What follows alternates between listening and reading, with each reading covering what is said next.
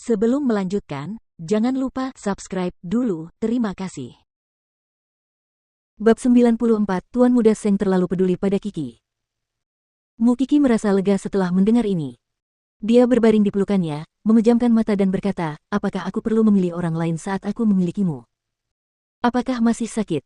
Tanya Seng Xiao. Masih terasa sakit saat aku bergerak, jawab Mu Kiki jujur. Seng Xiao segera bangun dan berpakaian.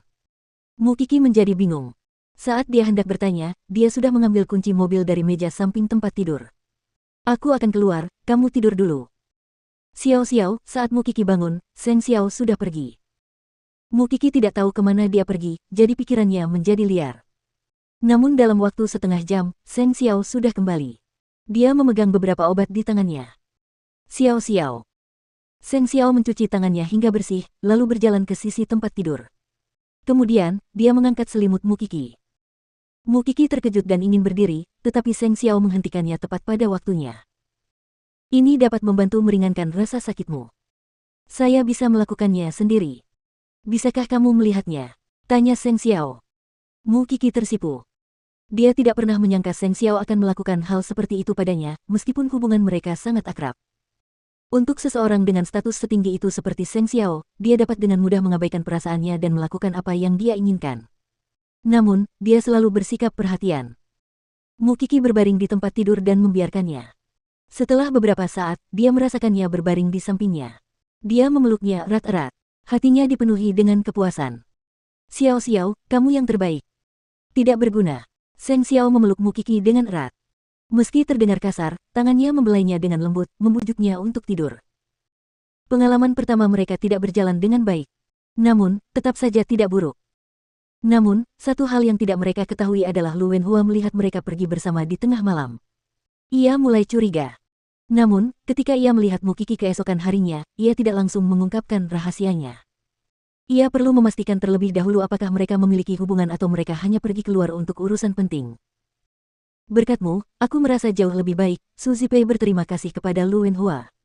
Tatapan matanya melembut. Dia tidak pernah disayangi dan dirawat seperti ini oleh seorang pria saat dia menikah dengan bajingan itu. Jadi, bohong besar jika dia tidak tersentuh. Saya senang mendengarnya, kata Lu Wenhua. Kemudian, dia bertanya kepada Su Zipei, apakah Kiki dan Tuan Muda Seng dekat? Tuan Muda Seng adalah penyelamat kami, jadi Kiki sangat bergantung padanya. Dan dia sangat memperhatikan kami, kata Su Zipei sambil tersenyum. Seng Xiao, dia tidak seperti yang orang-orang gambarkan. Dia hanya memiliki karisma yang kuat, itu saja. Apakah Kiki dan Seng Xiao sangat dekat secara pribadi? Tidak. Su Zipei menggelengkan kepalanya. Dia selalu sangat sibuk jadi dia jarang datang ke sini. Kenapa kamu tiba-tiba menanyakan hal ini? Tidak ada. Aku hanya merasa Tuan Muda Seng terlalu peduli pada Kiki. Lu Wenhua hanya melihatnya sekali, jadi dia tidak akan memberitahu Su Zipei sebelum dia yakin tentang hal itu. Akan lebih baik jika semuanya berbeda dari apa yang dipikirkannya. Namun, jika keduanya benar-benar memiliki perasaan terlarang satu sama lain, semuanya bisa menjadi sangat rumit. Belum lagi reaksi Su Zipei ketika mengetahui hal ini, niat Seng Xiao untuk membantu Mu Kiki akan menjadi tidak jelas. Jadi, Lu Wenhua memutuskan untuk menyelidikinya. Keluargamu benar-benar mengalami sakit kepala sekarang. Kondisi yang diajukan oleh Mu Kiki memang telah melewati batas orang-orang ini. Papamu tentu berharap bisa mendapatkan bantuan Mu Kiki tanpa harus berkorban. Namun, jauh di lubuk hatinya, dia tahu itu mustahil. Sekarang grupmu sedang menghadapi krisis, saudara-saudara lainnya menjadi lebih agresif terhadapnya. Sejak dia mengambil alih bisnis, dia tidak pernah semarah ini. Dan setelah dipukuli berkali-kali beberapa hari terakhir ini, Mu Tangsue tahu bahwa dia tidak akan bisa mendapatkan kembali perhatian ayahnya jika dia tidak bertindak. Jadi, ketika malam tiba, dia memikirkan cara untuk mendapatkan kembali cinta ayahnya. Bagaimanapun, dia tidak punya siapapun untuk dimintai bantuan selain grupmu. Setelah menyusun rencana, barulah ia berani keluar dari kamarnya. Ia melangkah hati-hati menuju ruang kerja ayahnya. Papamu melihatnya di pintu dan berteriak, apa yang kamu lakukan di sini?